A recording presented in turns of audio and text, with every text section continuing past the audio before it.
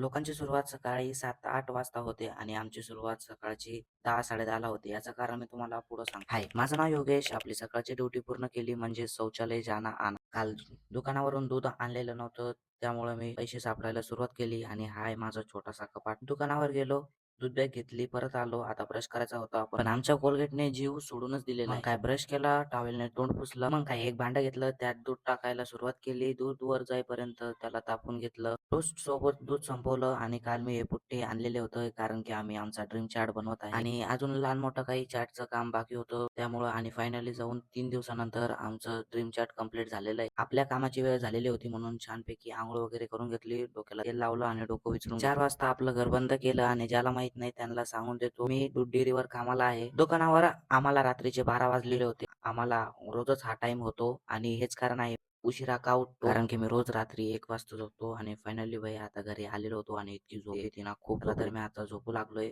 भेटू तुम्हाला next blog मध्ये. Bye bye.